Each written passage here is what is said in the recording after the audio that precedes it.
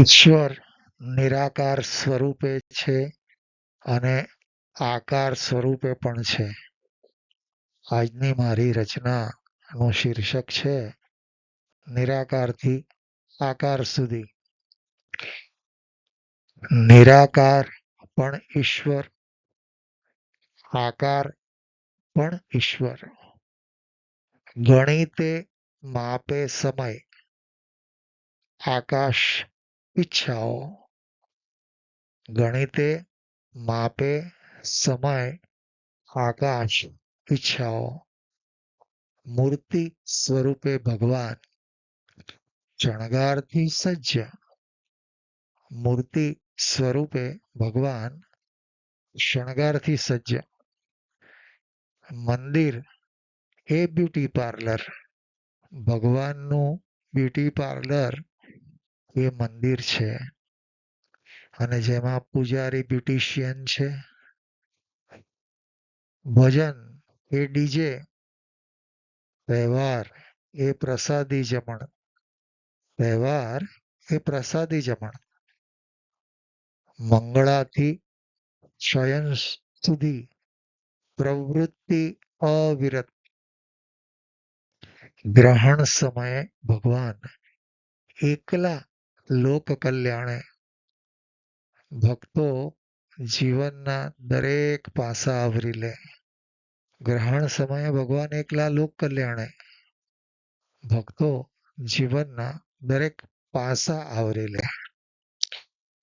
પૂર્વ કર્મ, વર્તમાન, પ્રારબ્ધ, પુરુષાર્થ ચારે ભેગા થઈ પૃથ્વીનું વહન કરાવે.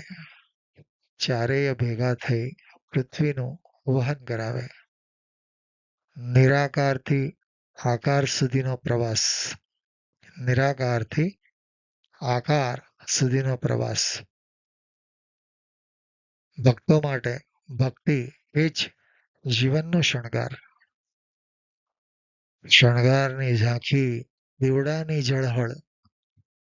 શણગારની ઝાંખી દીવડાની ઝળહળ.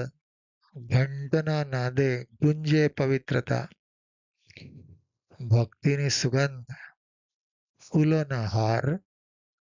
પ્રસાદમાં વહે પ્રેમની મીઠાશ. પ્રસાદમાં વહે પ્રેમની મીઠાશ.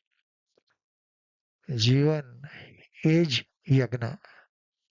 જીવન એ જ યજ્ઞ. ભક્તિ એ જ આરાધના. ભક્તિ એ જ આરાધના. ભક્તો માટે મંદિર ભગવાનનું સ્મરણ કરવાનું એકમાત્ર સ્થળ છે. જીવનને યજ્ઞ સ્વરૂપ માનીને ભક્તિમાં લીન થઈને ઈશ્વરની આરાધના કરવાનું મંદિર એ એકમાત્ર સ્થળ છે. મિત્રો, આજની મારી આ લઘુ રચના જો તમને ગમી હોય તો જરૂરથી લાઈક કરશો અને સબસ્ક્રાઈબ કરશો.